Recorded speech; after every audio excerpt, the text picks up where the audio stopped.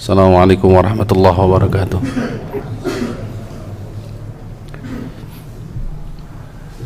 Innal hamdalillah nahmaduhu wa nasta'inuhu wa nastaghfiruh wa na'udzu billahi min syururi anfusina wa sayyiati a'malina.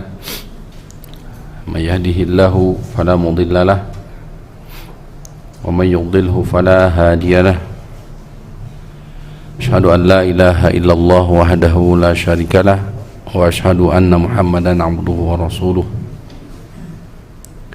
Allahumma salli ala Muhammadin wa ala ali Muhammad kama sallaita ala ali Ibrahim innaka Hamidum Majid. Wa barik ala Muhammadin wa ala ali Muhammad kama barakta ala ali Ibrahim innaka Hamidum Majid.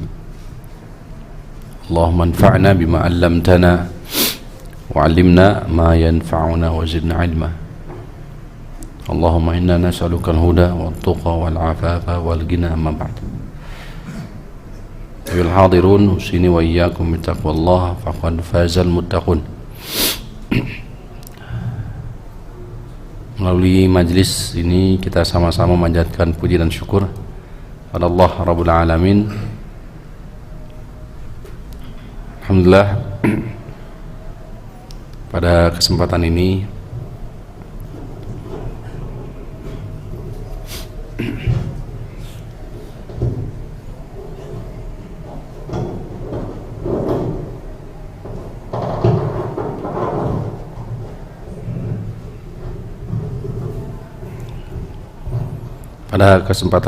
pada malam ini kita masih diberikan kesehatan, kemudian juga kesempatan. Dua nikmat seringkali kita melupakan, dua nikmat yang sejatinya jauh lebih utama daripada rezeki itu sendiri. Walaupun rezeki adalah bagian daripada nikmat, tapi Rasulullah SAW mengistimewakan dua nikmat ini, yaitu nikmat as-sihhatu wal faragh, nikmat berupa kesehatan dan waktu luang. Tentu yang paling pokok adalah nikmat iman dan Islam, nikmat di atas sunnah Nabi SAW. Kata Nabi SAW, addu 'alaiha bin nawajiz, ini gigit dengan gigi geraham, pegang, pastamsaku tamassaku biha, berpegang teguhlah, pegang kuat sunnah Rasul SAW. Di tengah-tengah terpaan fitnah, di tengah-tengah sejatinya memang harbu, pertempuran antara hak dan batil, maka Rasul SAW menegaskan, la tazalu ta'ifatu min ummati zahirina 'alal haq hatta ya'ti amrullah. Akan senantiasa ada sampai hari kiamat ta'ifah, kumpulan manusia di atas hak, berpegang teguh di atas hak, zahirina 'alal haq, yang menampakkan kebenaran, hatta ya'ti amrullah. Mereka adalah ta'ifah al-mansurah, kelompok yang ditolong oleh Allah.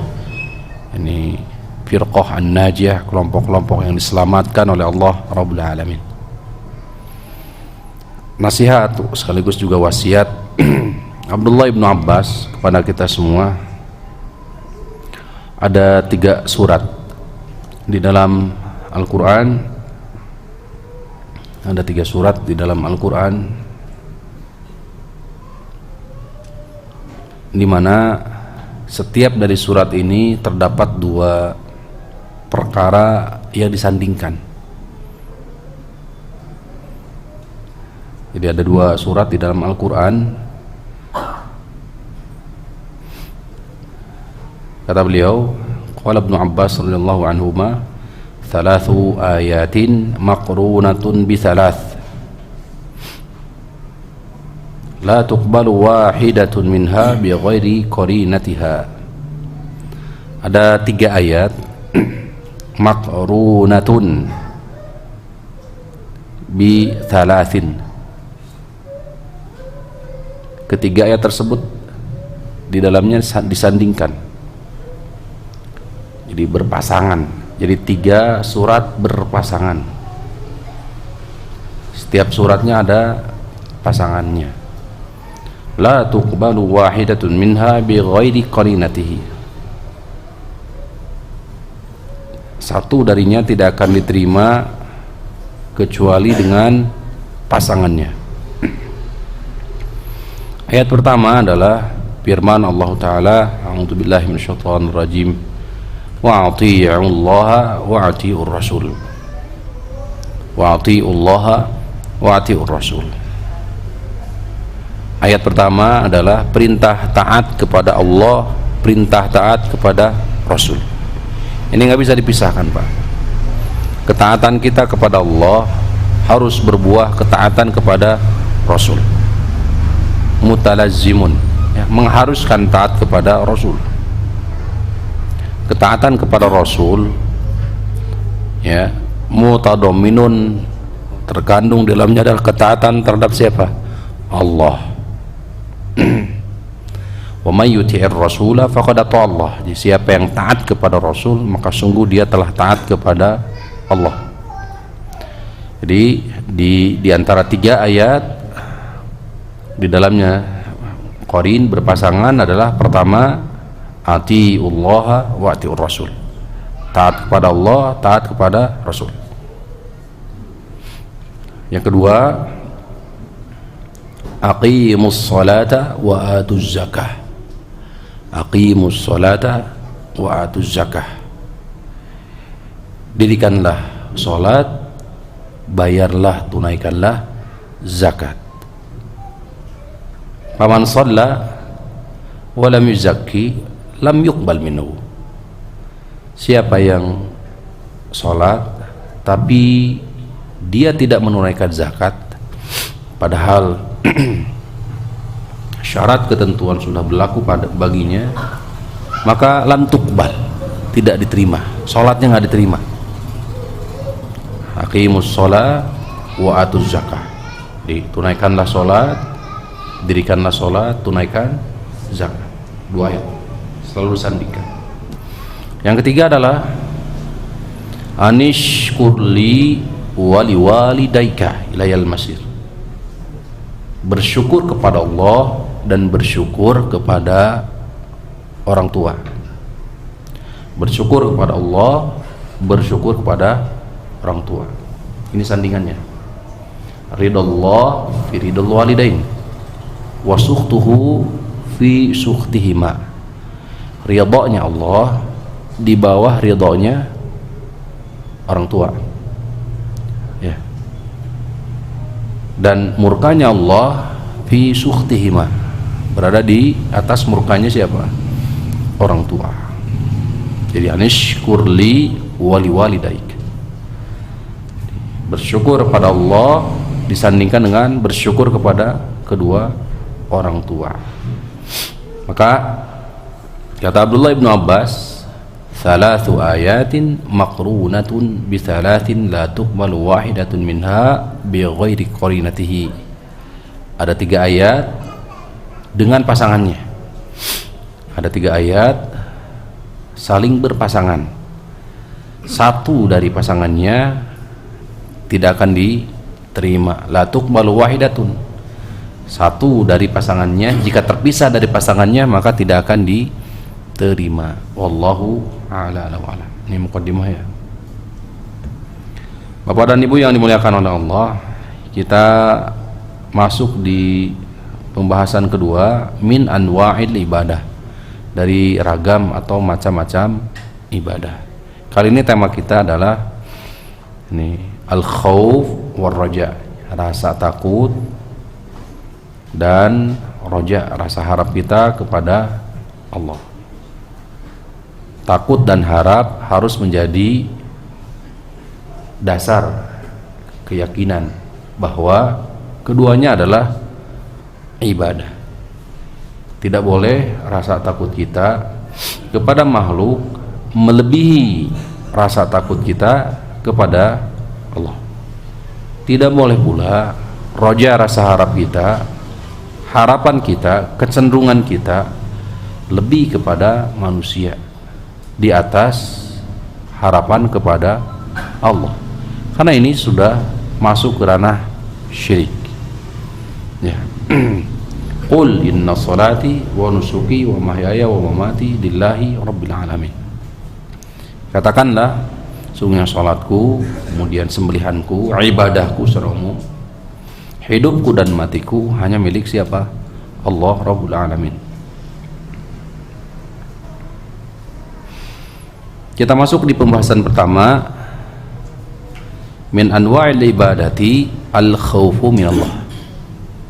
Di antara ragam atau macam ibadah adalah al-khawfu minallah, rasa takut kepada Allah.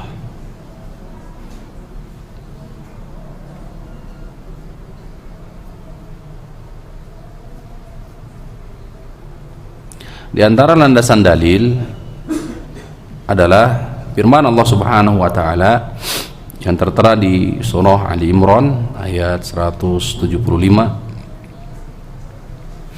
Allah Subhanahu wa taala berfirman, A'udzubillahi minasyaitonir rajim. Fala takhafuhum wa khafuni in kuntum mu'minin. Fala takhafuhum wa khafuni in kuntum mu'minin. Ini jumlahnya jumlah syartiyah.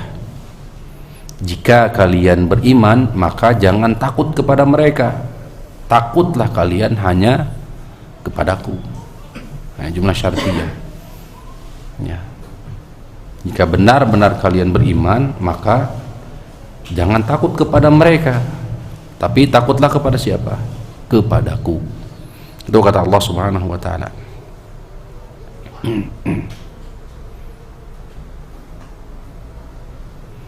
Hakikat daripada al-khawfu minallah, rasa takut kepada Allah itu adalah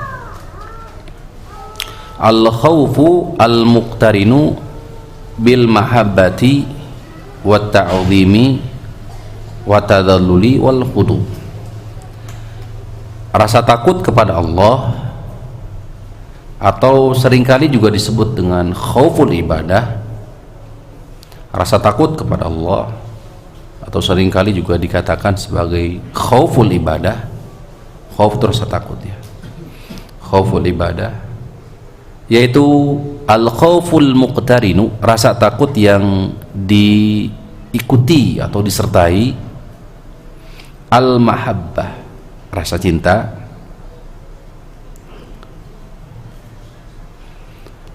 wat ta'zim, pengagungan, wa tadallul, dan penghinaan diri, wal khudu, dan ketundukan diri, ketundukan jiwa. Sekali lagi, khauful ibadah, rasa takut kepada Allah itu hakikatnya adalah rasa takut yang disertai dengan cinta, ya, cinta kepada Allah. Juga disertai dengan apa? Pengagungan, mengagungkan Allah. Jadi takut karena apa? Ya, mengagungkan Allah Subhanahu wa taala. Wa tadallul, dan juga ini tadallul, kerendahan diri, kekerdilan jiwa, ketundukan jiwa di hadapan siapa? Allah Subhanahu wa taala. Untuk penghambaan. Nah, ini rasa takut. Dan ini tidak berlaku kepada siapapun selain daripada Allah Subhanahu wa taala. Nggak boleh kita takut kepada selain Allah. Rasa takut disertai dengan apa? Ketundukan, penghinaan jiwa di hadapan. Nggak boleh, karena itu sudah masuk ke ranah apa? Syirik.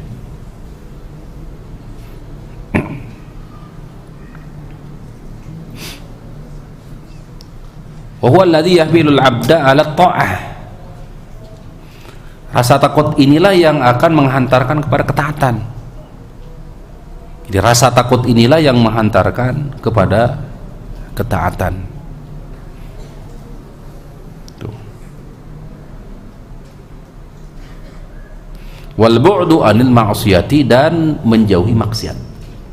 Jadi rasa takut inilah, yakni takut al-khauful ibadah, rasa takut yang dasari oleh rasa cinta, pengagungan, kerendahan diri, ya, kemudian ketundukan jiwa, kehinaan, rendah dan seterusnya tadi akan melahirkan dua aspek penting. Pertama, mendorong taat, getol rajin yang ibadah gitu loh. Yang kedua adalah apa? Jauh dari maksiat. Dari hakikat ini para ulama membagi al-khauf itu ada dua. Rasa takut itu ada dua. Pertama dengan istilah, ini juga ada dalam Al-Quran, keduanya ada dalam Al-Quran. Yang pertama adalah al-khasyah. Khasyah. Nah, seringkali kita dengar. Makanya nanti juga Syekh rahimahullah ta'ala membahas ini. Tapi kita sampaikan bahwa di antara bagian pada khauf adalah khasyah. Yang kedua, rohbah. Yang pertama khasyah, yang kedua rohbah. Apa perbedaan dari keduanya? Antum bisa lihat di surah An-Nazi'at umpamanya, bagaimana Allah menyuruh Nabiullah Musa alaihissalam untuk berdakwah kepada Fir'aun. Allah berfirman, a'udzubillahi minasyaitonir rajim, idhab ila fir'auna innahu tagha. Terus setelah itu fakul hallaka anta zakka wa ahdiyaka ila rabbika fatakhsha. Ini khasyah tuh. Kata Allah Subhanahu wa taala kepada Nabiullah Nabi Musa alaihissalam, idhab ila fir'aun innahu tagha. Pergilah engkau kepada Fir'aun karena sungguhnya dia sudah melampaui batas. Togut, tagha dari togut, ma hadda hududan, ya, jadi melebihi batasan. Min ma'budin au muta'in au matbu', ya. Fakul hallaka ila an tazakka. Katakan kepada mereka, katakan kepadanya, hallaka ila an tazakka, maukah anta zakka, maukah engkau mensucikan diri? Jadi dituntun oleh siapa? Nabi Musa alaihissalam. Dan fi'il perbuatan shadiratan lahir bukan dari Nabi Musa. Perbuatan itu yakni mensucikan jiwa, mensucikan diri, itu lahir justru dari jiwa siapa? Fir'aun itu sendiri. Maukah Anda mensucikan jiwa Anda sendiri? Jelas ya? Jadi bukan dipaksa oleh Nabi Musa. Mau nggak? Inilah hakikat dakwah Islam. Jadi kita harus berpikir keras bagaimana caranya agar orang yang kita ajak, orang yang kita seru itu dia sadar dengan sendiri. Ya, Bapak ini perhatikan, ini siapa? Sosok siapa? Fir'aun. Ini Nabi Musa dan Fir'aun. Ini Fir'aun, terkenal kejam, dibunuh. Tapi lihat dengan bahasa yang lemah lembut, fakul hallaka ila an tazakka, maukah aku tuntun kamu sehingga kamu mau membersihkan jiwamu, dirimu sendiri, wa ahdiyaka, dan aku tuntun ila rabbika, kepada Rabbmu, Tuhanmu, kepada Tuhanmu. Karena sejatinya Nabi Musa, Fir'aun itu sendiri kan mengakui secara fitrah, maukah aku tuntun kamu kepada Rabbmu, Tuhanmu, bukan Rabb Musa, tapi Rabb siapa? Itu metode itu. Fatakhsha, sehingga kamu sendiri takut, khasyah. Apa khasyah itu? Khasyah itu adalah al-khawfu, rasa takut yang didasari atas apa? Keagungan Allah. Kira khasyah itu adalah rasa takut yang didasari atas ilmu. Apa? Jadi khasyah itu adalah rasa takut yang didasari oleh ilmu kemahaagungan Allah. Itu khasyah.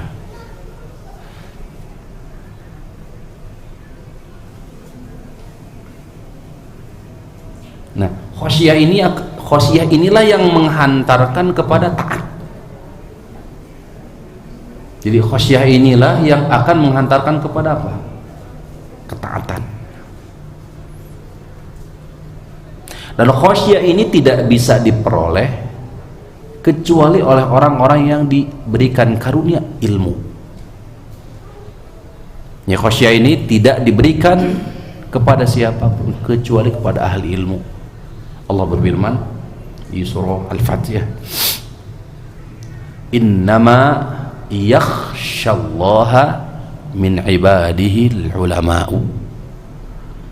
Innama yakhsyallaha min ibadihi al-ulama. Hanya saja para ulama lah yang akan memiliki rasa takut kepada Allah. Ulama yang dimaksud umum, Pak, yaitu siapapun yang memiliki ilmu. Hanya orang-orang yang memiliki ilmu lah yang akan merasa takut. Maka dipaparkan jelas ilmu yang dimaksud ilmu apa? Bukan ilmu dunia. Karena Allah di satu sisi Allah mencela orang yang justru ya'lamuna zahiral hayatid dunya. Urusan dunia dia ahlinya, tapi tentang akhirat ghafilun, dia lalai justru. Allah mencela sama itu. Maka yang dimaksud ilmu di sini adalah ilmu agama. Tidak keluar dari tiga. Ini ma'rifatullah, mengenal Allah. Yang kedua adalah mengenal siapa? Rasulullah sallallahu alaihi wasallam sebagai nabi dan rasul kita yang nuntun kita. Yang ketiga adalah ilmu seputar apa? Agama kita, agama Islam.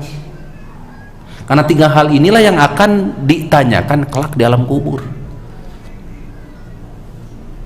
Yusabbitullahu alladhina amanu bil qawli tsabiti fil hayatid dunya wal akhirah. Jadi tiga ilmu inilah yang akan kelak ditanyakan kepada kita semua.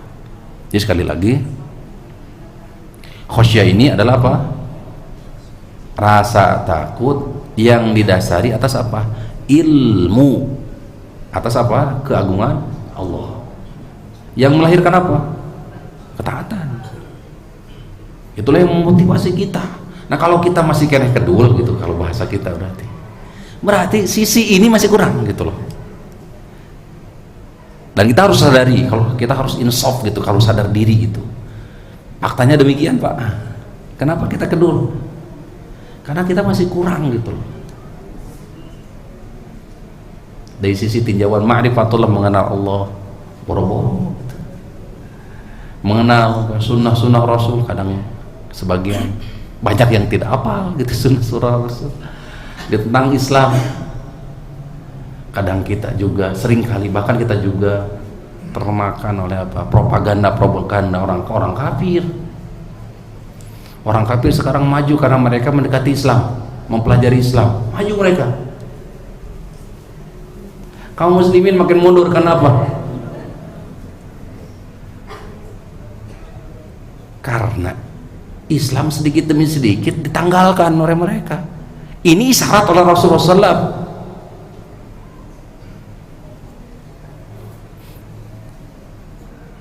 Jadi akan terputus, akan qati urwatan.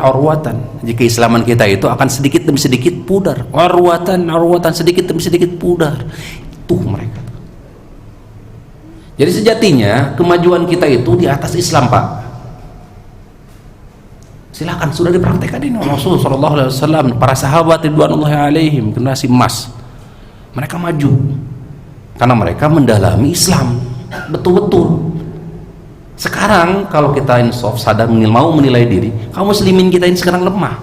Bahkan disyaratkan oleh Nabi seperti gusaun ka gusa'is said, seperti buih di lautan, banyak. Tapi seperti buih di lautan. Antum katsirun walakinnakum gusaun ka gusa'is.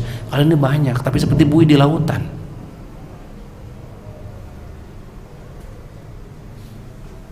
Kita ini terkesan dalam tanda kutip jadi, oleh mereka agar sedikit demi sedikit kita tanggalkan Islam, bahkan kesan dalam tanda kutip membenci Islam itu sendiri. Tuh. Bapak dan ibu kadang minder kalau masukkan anak ke pesantren. Kita udah kena itu mereka. Kita ini lugu, Pak. Lugu dalam tanda kutip ya, bukan lucu, tapi lugu karena jahil kita. Lugu banget gitu. Lugu tapi dalam tanda kutip apa? Jahil, bodoh.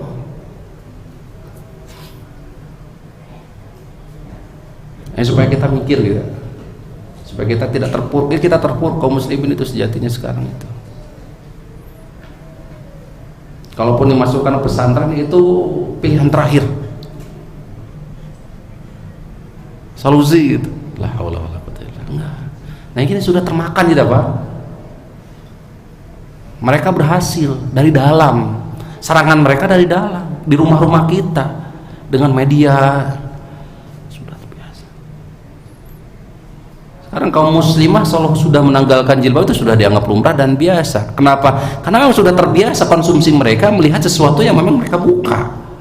Itu mereka. Mau tidak mau, itulah akidah kita, sedikit demi sedikit kita tanggalkan. Itu mereka itu orang-orang kafir, mereka sukses, kita semakin terpuruk. Karena apa? Keluguan kita.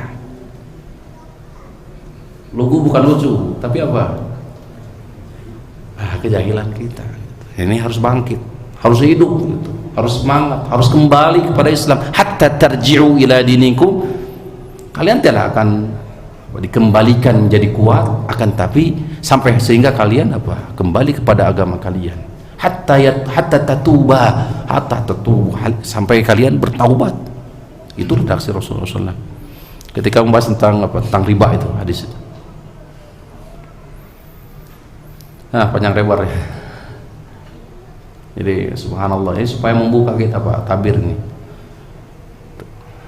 Dan khasyah itu adalah puncak hidayah. Oleh karenanya lihat di teks ayat, wa ahdiyaka ila rabbika fatakhsha. Apa hubungan hidayah dengan khasyah? Khasyah itu puncak hidayah. Kalau orang ingin memiliki hidayah tinggi, maka apa? Berbuah rasa takut, yaitu khasyah. Maka orang yang jauh daripada rasa takut, indikator apa? Itulah hidayah. Kan hidayah kan bertingkat-tingkat. Berarti itulah level hidayah kita.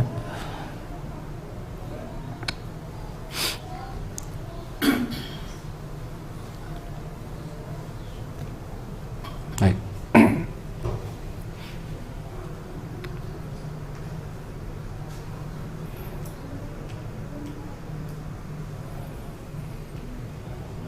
Kemudian firman Allah Subhanahu wa taala,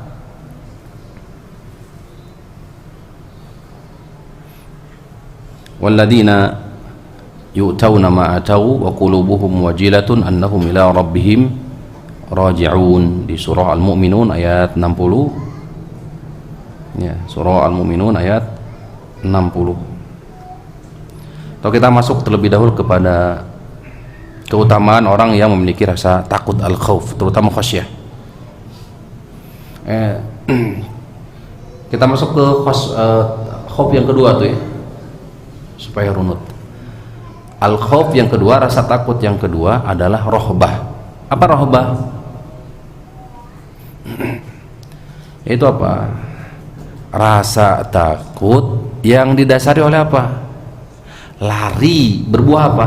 Lari dari murka, ancaman Allah. Jadi rasa takut berbuah lari dari apa? Murka Allah, ancaman Allah, neraka Allah. Nah itu.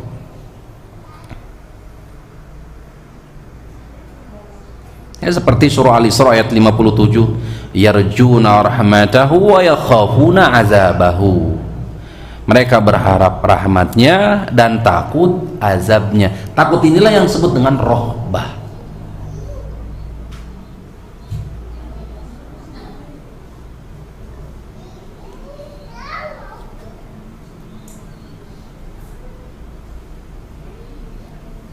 Di hadis Nabi SAW, Rasulullah bersabda, hadis Imam Ahmad dan juga Ibnu Majah, Imam At-Tirmidzi dan yang lainnya, walladzi nafsi biyadihi, demi jiwaku yang ada di tangannya, lau ta'lamuna ma a'lamu, seandainya saja kalian mengetahui. Ini kalimat lau yang diperbolehkan ya Bapak-bapak, karena ada lau seandainya yang tidak diperkenankan, nggak boleh kita. Ya, itu di pembahasan kitab tauhid dibahas. Kalimat seandainya itu pintunya syaitan sejatinya, itu nggak boleh. Nah, seperti ini seandainya berupa khabar, berita, ini boleh. Ya. Kalau seandainya berkaitan dengan apa takdir, nggak boleh. Coba saja kalau begini dan begitu, ini nggak boleh, haram. Itu. Walladzi nafsi biyadihi law ta'lamuna ma a'lamu, demi jiwaku yang ada di tangannya, seandainya saja kalian tahu ma a'lamu, apa yang aku ketahui, la dhahiktum qalila wa la baqaitum katsira, pastilah kalian akan sedikit tertawa, banyak nangis. Seandainya saja kalian tahu seperti atau apa yang aku tahu, berarti kita banyak gak taunya. Seandainya kalian tahu apa yang aku tahu, itu berarti pasti akan apa? Sedikit tertawa, banyak menangis. Berarti apa kira-kira maknanya? Banyak yang kita tidak ketahui, sehingga terbalik gitu, loba seri gitu.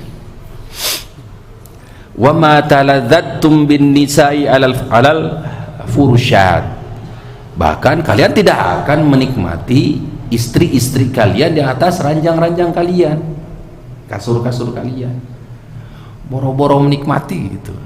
Kenapa? Itulah rasa takutnya tinggi akhirat gitu.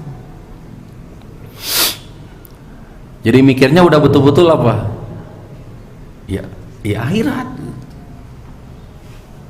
Wala kharajtum ila su'adati taj'arun. Nah, kalian pasti akan keluar ke apa? Su'adat itu ke apa? Ini hamparan pasir. Ya untuk intinya memaksimalkan usaha dalam rangka beribadah kepada siapa? Allah Subhanahu wa taala. Nah. Tuh hadis tersebut hadis diriwayatkan oleh Imam Tirmidzi, salah satunya di Abu Dzar Al-Ghifari. Di riwayat Imam Al-Bukhari ada di sahabat Ummul Ala Al-Ansariyah, qalat qala Rasulullah sallallahu alaihi wasallam, Rasulullah sallallahu alaihi wasallam bersabda, wallahi la adri, wallahi la adri, demi Allah aku tidak tahu, demi Allah aku tidak tahu. Sampai beliau diulang, kalau di sini 2 kali. Demi Allah aku tidak tahu, demi Allah aku tidak tahu. Wa ana Rasulullah, sedangkan aku adalah Rasulullah. Ma yuf'alu bi wala bikum, apa yang akan dilakukan untukku dan juga wala bikum, tidak pula kalian. Bisa dipahami Bapak Ibu? Demi Allah aku tidak tahu, demi Allah aku tidak tahu, demi Allah tidak tahu. Apa yang ma yuf'alu, apa yang akan dilakukan kepadaku nanti di akhirat, wala bikum, dan apa juga untuk kalian. Nggak tahu Rasulullah, gaib itu. Apa kira-kira faedah yang bisa kita petik dari hadis ini? Apa yang Bapak pahami dari hadis ini kira-kira? Hah? Satu, nggak ada yang tahu tentang alam gaib sampai apa yang terjadi kepada Rasulullah nanti nggak tahu Rasul sendiri. Faedah yang kedua apa kira-kira? Yang paling gitu loh dari hadis ini apa kira-kira? Tidak tahu, aku demi Allah aku tidak tahu, demi Allah aku tidak tahu apa yang akan dilakukan untukku, apa yang akan terjadi kepadaku, dan apa yang akan terjadi kepada kalian. Berarti titik fokusnya apa? Oh, seakan-akan ada pesan di situ. Apa pesan pokok intinya dari hadis ini apa kira-kira? Selain tadi alam gaib. Hah? Ada pesan di situ agar kita jangan bertumpu. Tapi ada pesan apa? Berusahalah kalian, berusahalah, selamatkan jiwa kalian, selamatkan jiwa kalian. Itu loh. Aku bisa, jadi Rasul sendiri gak bisa menjamin. Seperti dipaparkan di hadis Aisyah, di hadis Fatimah, di hadis yang ya Fatimah binta Muhammadin, wahai Fatimah putri Muhammad, salini min mani, mintalah dariku hartaku. Ya, aku tidak mampu menyelamatkan kamu, aku tidak mampu menyelamatkanmu. Itu, aku tidak mampu, keberadaanku, kedekatanku tidak mampu memberikan jaminan keselamatanmu kelak di hadapan Allah, kelak di hari akhir.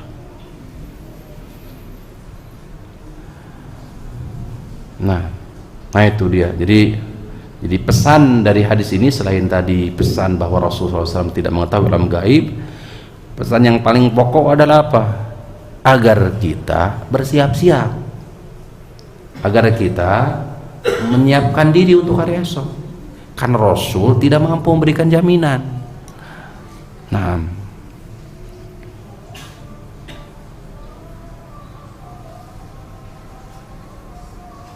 di hadis juga disebutkan, man khafa adlaja wa man adlaja balaghal manzila. Siapa yang memiliki rasa takut, adlaja, dia akan apa istilahnya? Dia akan berusaha, wa adlaja. Wa man adlaja, dan siapa yang berusaha, balaghal manzila, pasti akan dia keluar rumah. Dan siapa yang berusaha, balaghal manzila, pasti akan sampai kepada tujuan. Ala inna sil'atallahi ghaliyatun, ingatlah, sil'atallahi ghaliyatun, barang dagangan Allah Subhanahu wa taala itu sangatlah mahal. Ala inna sil'atallahil jannah, ingatlah barang dagangan Allah itu yang dimaksud adalah apa? Surga. Surga itu mahal, harus ditebus. Rasul yang ditampakkan. Allah berkata kepada siapa? Penghuni neraka. Sebagian dikutip oleh Syarah dalam Fathul Majid ya. Jika kamu, ini kepada penghuni neraka, jika kamu memiliki seluruh dunia, artinya harta seluruh dunia, agar bisa selamat dari neraka, amubtadiyan bik, apakah kamu akan menebus, menjadikan sebagai tebusan? Naam, kata dia, aku berani seluruh harta dunia semua jadikan sebagai tebusan agar bisa selamat dari neraka. Tuh, kata Allah gimana? Padahal dahulu aku menawarkan kepadamu lebih ringan daripada itu. Kalau dalam bab zakat juga apa? Bab zakat sodako, sebagian dari harta sedikit saja yang kita miliki. Ini menunjukkan apa? Sil'atullahi ghaliyah. Surga itu mahal, butuh pengorbanan, butuh perjuangan, dan inilah yang harus kita perjuangkan, surga. Karena kesuksesan sejati itu sejatinya adalah apabila kita dikeluarkan dari siksa api neraka, masuk ke dalam neraka. Faman zuhziha 'anil nar wa udkhilal jannata faqad faza. Itulah hakikat kesuksesan. Kesuksesan di dunia itu nisbi, nggak absolut, nggak mutlak. Ya, kesuksesan di dunia itu hanya prediksi perorangan saja. Sepertinya, kayaknya gitu sukses, enggak. Baik, masih ada ya?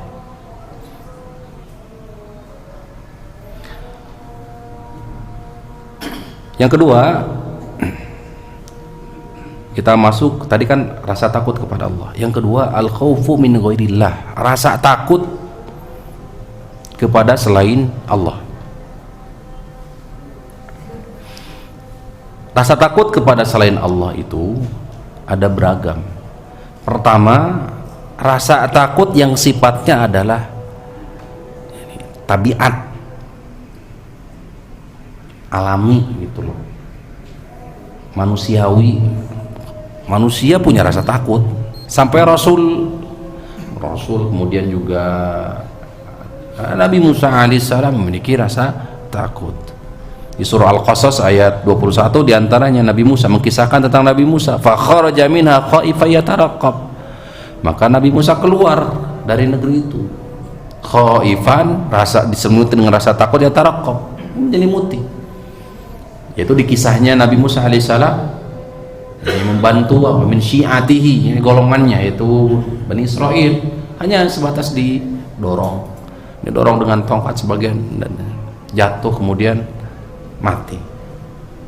Tuh. Mereka berkumpul hendak membunuh siapa? Nabi Musa alaihissalam. Nah, itu rasa takut yang sifatnya adalah tabi'i.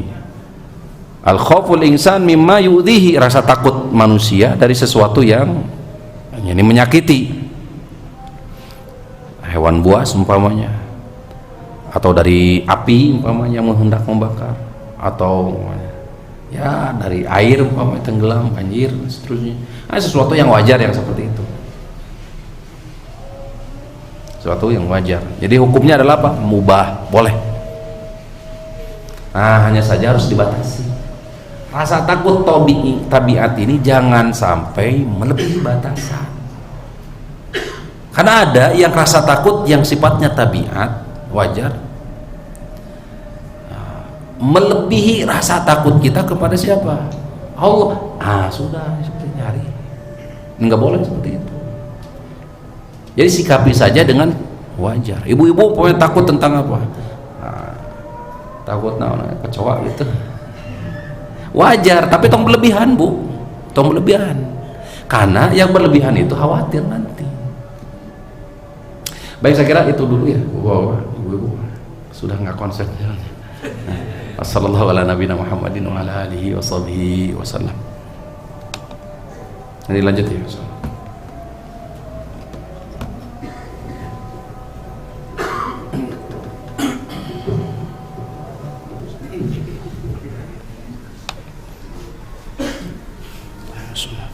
Alhamdulillah, wassalatu wassalamu ala rasulillah wa ala alihi wa sahbihi wa man ihtadahu bihuda, amma ba'd.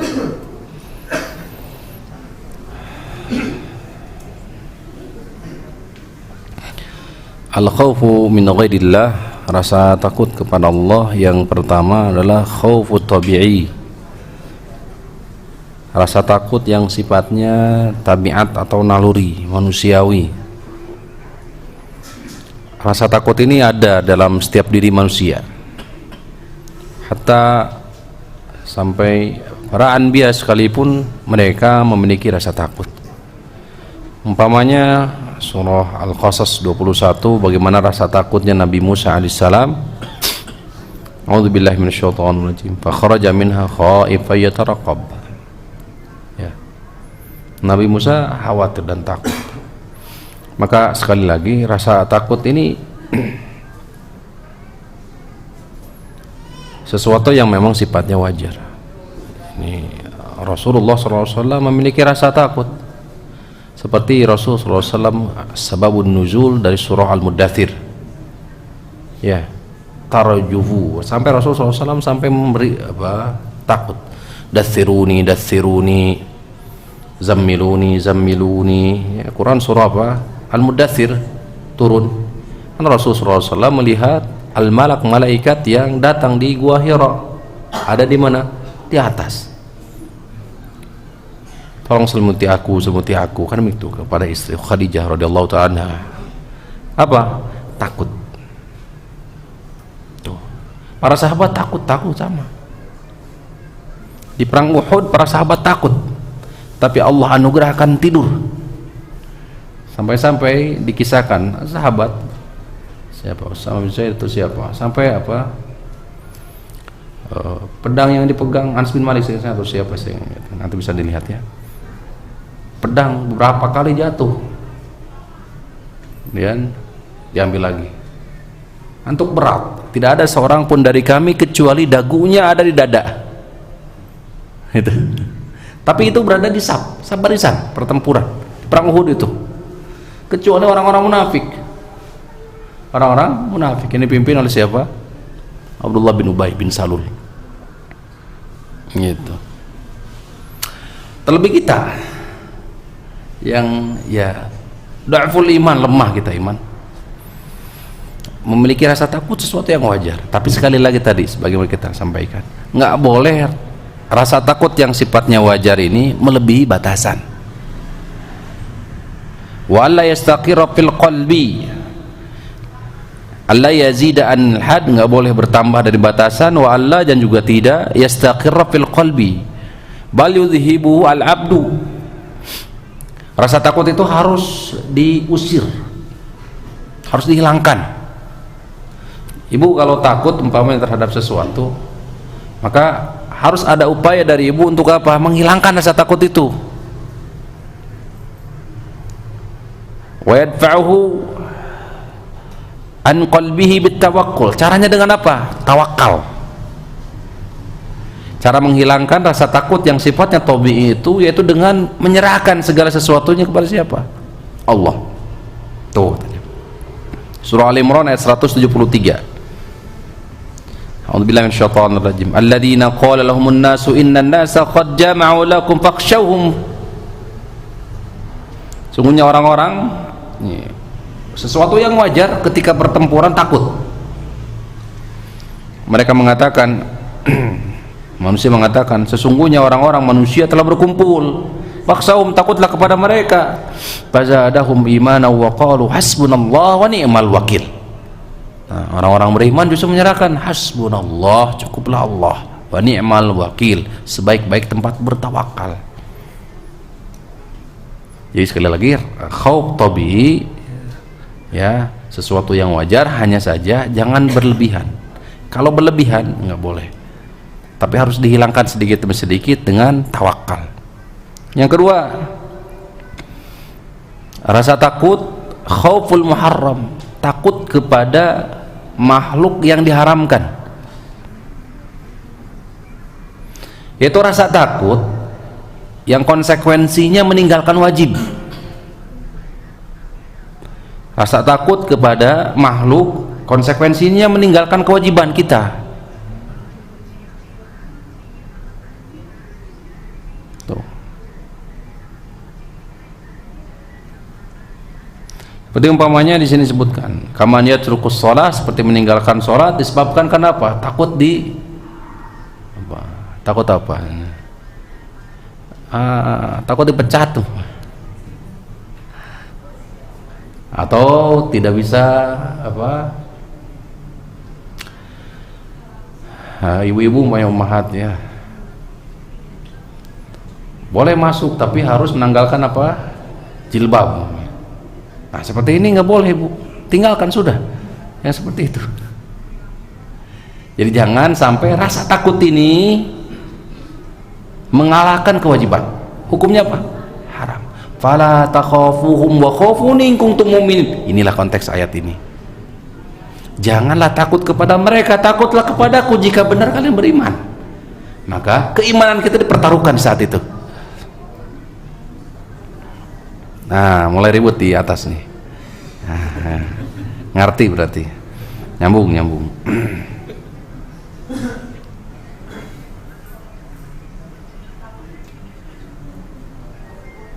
Yang ketiga, sudah Ibu? Apa yang kedua apa, Bu? Rasa takut yang diharamkan, ya, takut kepada makhluk ya yang apa? Berpotensi untuk meninggalkan apa? Wajib atau melakukan perkara haram. Nah, hati-hati. Kalau tidak melakukan ini dan itu umpamanya masuk diancam, ada ancaman. Jangan takut. Baik, nomor 3, khaufu sir, rasa takut yang sifatnya rahasia. Khaufus sir. Khaufus sir itu rahasia. Yani khaufu ghairillah, rasa takut kepada selain Allah, fima la yaqdiru alaihi illallah, yang tidak boleh atau tidak mampu untuk itu kecuali Allah.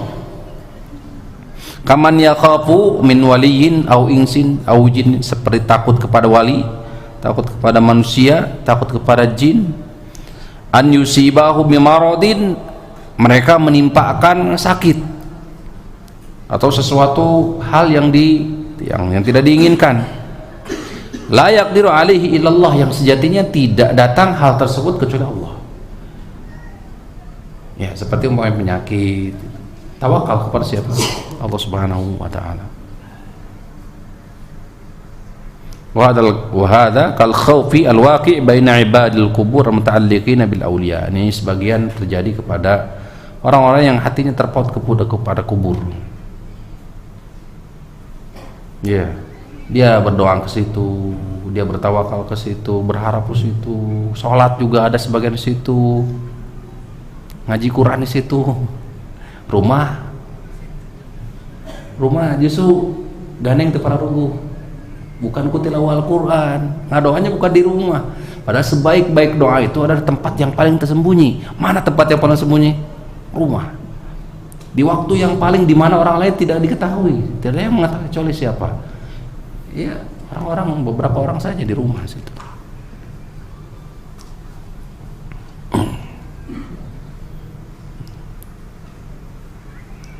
Nah, tuh khaufu sir. Innama dzalikumus syaitan yukhawifu awliya'ah fala takhafu maghfuni in kuntum mu'min. Mereka itu adalah syaitan, jangan takut kepada mereka, takutlah kepadaku jika benar kalian beriman. Ya, hadirin rahimani wa rahimakumullah. Di antara keutamaan apabila kita memiliki rasa takut, ya, disebutkan di surah Al-Mu'minun, di penghujung surah Al-Mu'minun ayat ke-61, 57-61, ulaika yusari'una fil khairat wa hum laha sabiqun. Mereka adalah orang-orang yang berlomba, bersegera dalam melakukan kebaikan, dan mereka adalah laha sabiqun, maka bagi mereka adalah sabiqun, mereka disegerakan, kebaikan disegerakan. Maka dalam pembahasan orang yang masuk ke dalam surga secara cepat, inilah termasuk diantaranya, yaitu siapa? Innal ladina hum min khasyati rabbihim musyfiqun, yaitu orang yang khawatir setelah beramal soleh. Itu. Jadi setelah beramal soleh itu ada apa? Enggak ditinggalkan, tapi apa? Ada kekhawatiran, rasa takut amal solehnya tidak diterima, harus disertai, yaitu roja, berharap mudah-mudahan bisa diterima, dan juga ada kekhawatiran. Itulah ciri orang-orang yang bersegera dalam melakukan kebaikan. Maka sebab mereka bersegera melakukan kebaikan, maka wahum laha sabiqun, maka untuk mereka, bagi mereka sabiqun, pahala yang disegerakan. Yang paling utama tentu surga Allah Subhanahu wa taala. Aku qouli hadza wa astaghfirullah li wa lakum. Saya kira itu saja yang bisa kita sama-sama kaji di malam ini. Semoga menguatkan keimanan, ketakwaan, menjadi dorongan, motivasi untuk kita semua dalam rangka beramal soleh. Di sesi kedua kita masuk di Raja insyaallah Pak ya. Subhanakallahumma rabbana wa bihamdika asyhadu an la ilaha illa anta astaghfiruka wa atubu ilaik wa akhiru da'wana alhamdulillahi rabbil alamin. Assalamualaikum warahmatullahi wabarakatuh.